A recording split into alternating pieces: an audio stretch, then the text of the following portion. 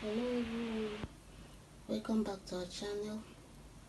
In today's tutorial we'll be teaching you how to cut this beautiful palazzo pants and the top.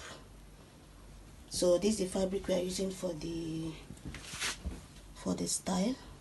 So first of all, I want to cut the palazzo pants first. So let's start.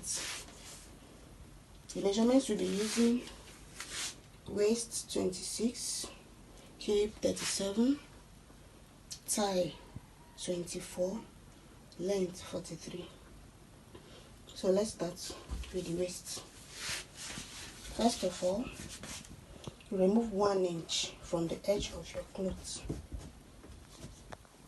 before you measure the waist measurement. The waist, remember I said is 26, and the waist, you divide the waist measurement by 4. So 26 divided by 4 will have 6.5. So you mark, then you add extra 1.5 inch allowance.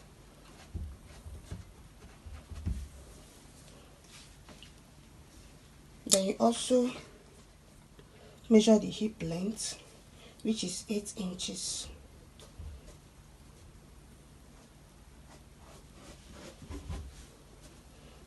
Then the flap length, 10 inches. It's going to be high waist, but the person actually has a small body, so that's why I'm using 10 inches. It's okay for her. So this is the hip line, this is the flap line. So at the hip length also, we are going to divide the measurement by 4, and her hip measurement is 37. So 37 divided by 4 will have 9 1/4. If you don't know how to get it, you can as well fold your tape into 2 to that measurement, that's 37. Then fold it another 2, that is divided by 4, so that you get the actual measurement. It's not a must that you calculate it by yourself. See, it's 9 1/4. So you take your hip measurement, then the thigh measurement is 24. After the waist and the hip, from the thigh you divide by 2 instead, because it's now 1 leg. So 24 is divided by 2 is 12. I'll add just 1/2 inch for the allowance, because I'm going to add extra inches at the back when I'm cutting.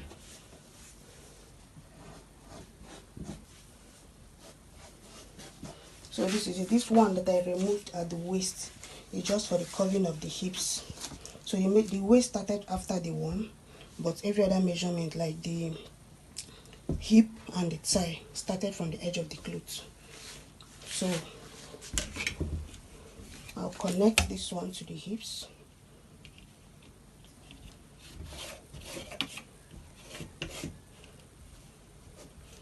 And the thigh. So from here, remember these are waist measurements. I don't know if you are seeing it very well. And the allowance.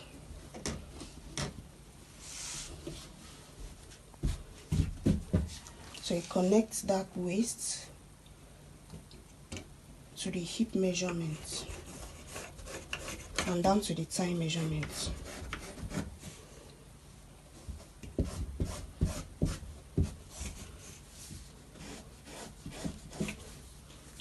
So this is the actual thigh measurement, and this is the actual hip measurement. The essence of connecting it to the hips first is for you to make sure that you have the exact measurement of the person's hips. Then this is the actual thigh. So from the extension of the thigh, that you now connect it, that you now curve it to the hip line. So this is the flap of the trouser. Then the remaining thing is just to get the length and the shape of the trouser. And the length, the actual length of the trouser is 43 inches. This 43. Then I'm going to be adding extra 2 inches for allowance. So this is the actual length of the trouser. Then from the down, I'll be removing 2 inches from this side. Then the mouth of the palazzo, that's the width, the actual width of the palazzo, I'll be using like 11 inches. The person doesn't want it that big.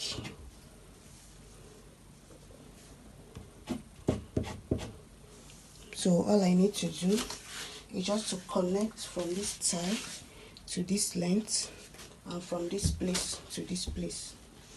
That's for the front. We'll be managing this short ruler for now.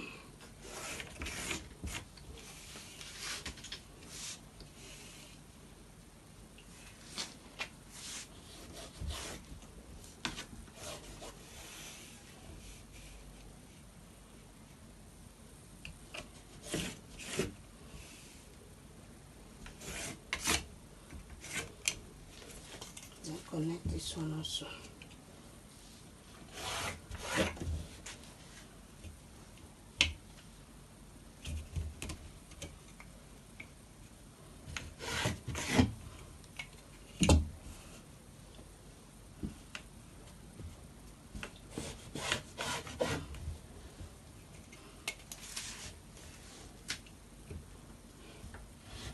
Don't mind my connection, I forgot to bring my long ruler along with me. I hope you can see the line. So this is it for the front. Remember, this is our length. Let me use ruler and connect it so that you see it very well. And this is the folding allowance for the length. I hope you can see it. So the front is ready. I will now cut out the front and place for the back.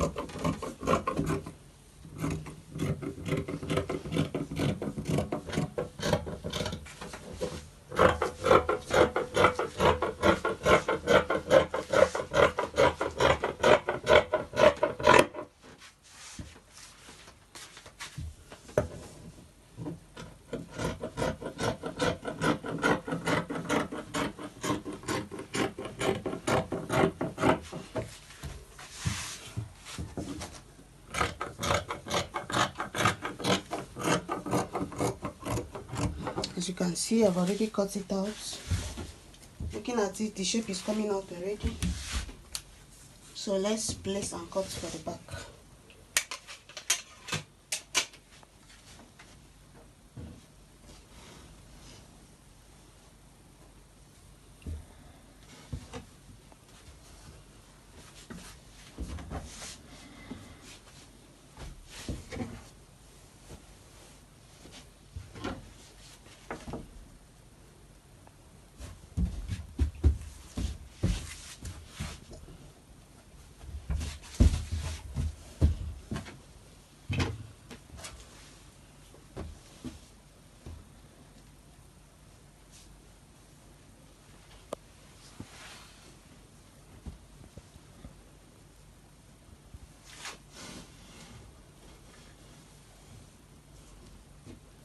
Let me just use one. The shape of both of them are the same thing. Let me just use one to avoid arranging plenty times.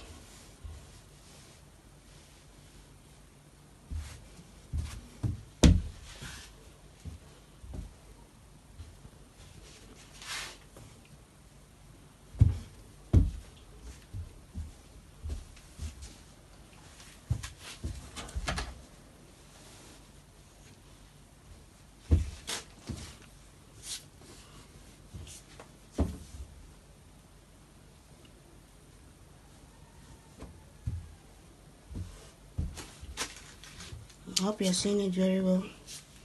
As you can see, I purposely made it a bit lower than the one under, because I'm going to make the back a bit taller. But first of all, I'll reduce like 1 inch from this front. The reason is that you need to remove it so that the front will be very relaxed, as if you put that.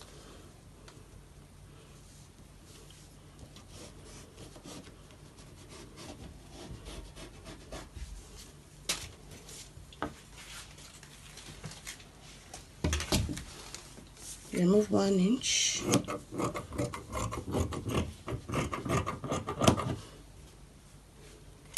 Then at the back part, you add 1.5 inch. So that the bum or the buttocks will relax well.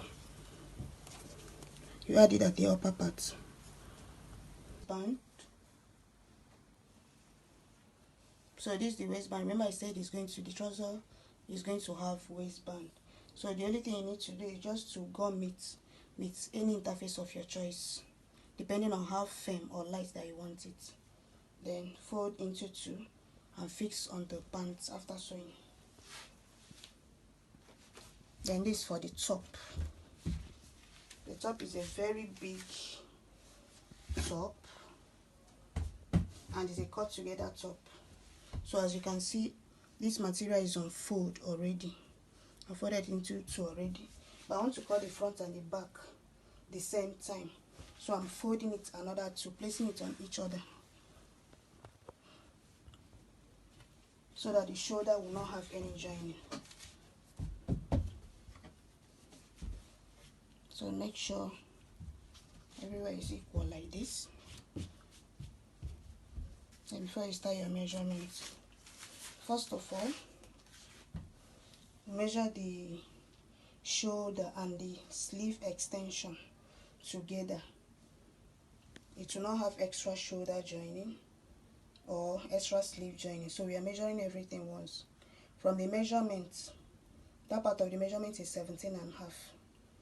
Then we'll be adding extra 1.5 inch for the folding of the sleeve, of the mouth of the sleeve.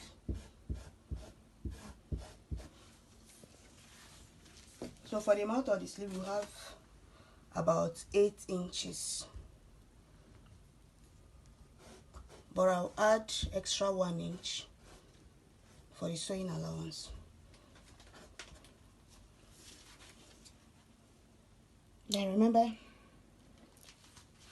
the top is very big, so we don't necessarily need to measure the waist, the bust measurements. We'll just take it down to the full length, which is 28. Add our extra 1 inch for the folding allowance. Then take our hip measurement there, adding 2 inches or 4 inches or whatever inches you want to add, depending on how big you want it. But this particular person does not want it to be very big, so our hips is 37. I'm just going to make everything like 41 inches, so that it will not be that small, it will not be that big. So 40 divided by 2 is 20. Divided by 2 again, that is divided by 4 is 10. But remember I said 41. So we are going to be making use of 10 1/4. That's for the main measurement. Then don't forget to always add your sewing allowance. I like adding big sewing allowance. I prefer having big allowance than lacking in allowance. So it's better is big than being small. So measure everything you have here, or you can as well measure whatever you want to measure. That's the 10.5 and the extra 1.5 all through, so that you can just connect it.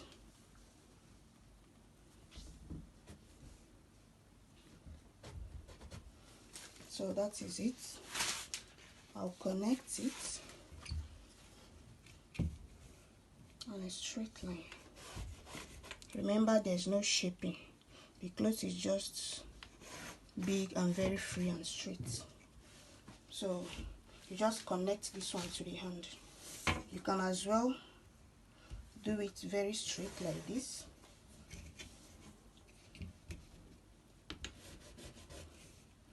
And connect this way.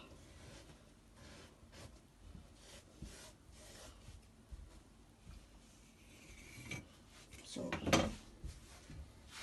this is it. I'll cut it out before we move to the neck part.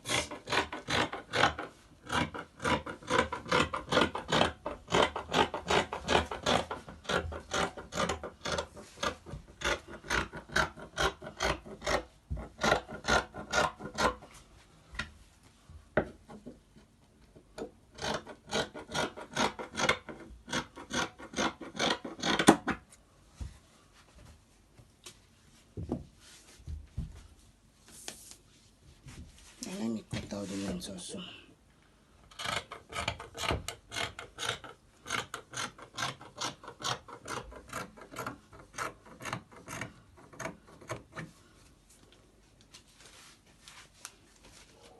So let's move over to the neck part. For the neck, I'll be using for the neck width 3.5. Then the neck depth also 3.5 for the front. I'll first of all cut the front neck. Remember this is both front and the back. First of all, cut out it. When you want to cut, raise it up to make sure you are cutting only the front.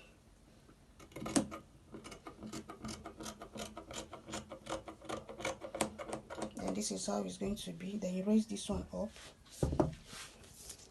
You can measure for the back like 1 inch or 1.5 inch, but here I'll be using 1.5 inch. Then just connect it to that particular place the front one ended.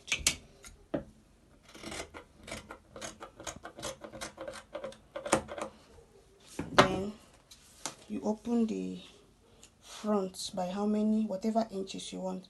If you are confused of maybe whether the thing is going to be too high or too low, you can as well start the measurement from the shoulder to be sure of how many inches you have measured. If you don't want the cleavage to be showing, make sure you know the bust point so that it will not reach there.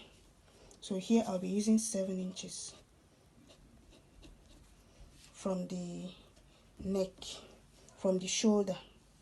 Then measuring from the neck, you can see it's about 3.5 inches. So it stays the same thing. You just open it straight down to that measure, to that point. This is it. So you can see there's the front and this is the back. Look at, see how it looks when you open it.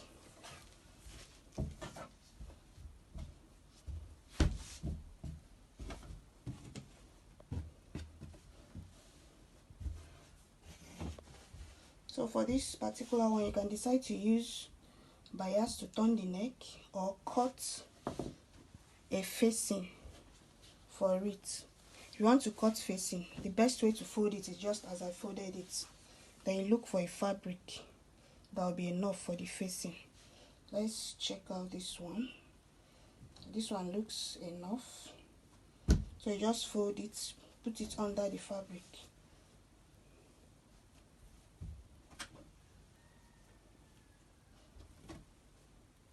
Like this. Remember, this is the front part that has slits or that has opening at the middle front. So you have to fold it this way so that you can get exactly what you want. So the first thing to do, trim out the shape of the neck like this.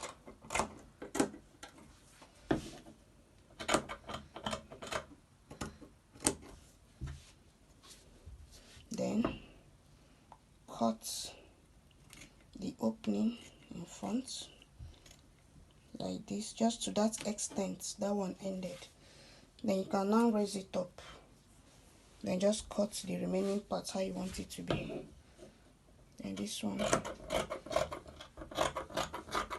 just as however you want it. Make sure when you are cutting the front you go beyond the opening.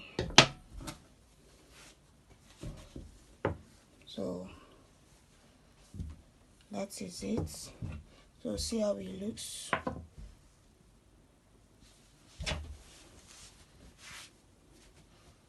So the shape of the cloth is already coming out even before joining it. This might not look very big in your eyes as the picture, but the owner is actually a small size person, so this is actually going to be very big on her. So there is our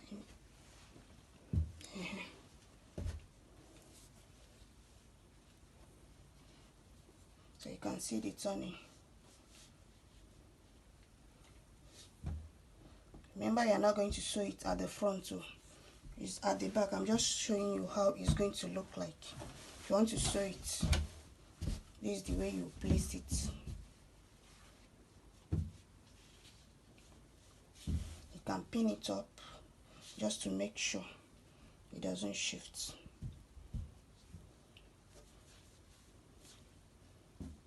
After sewing, this is the way it's going to be inside. You place it from outside, then after sewing you flip it inside like so. So it's going to be inside.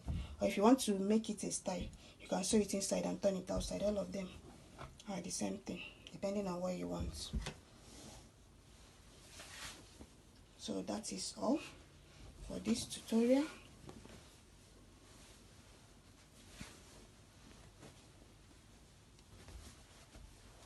Thanks for watching. Thanks for listening.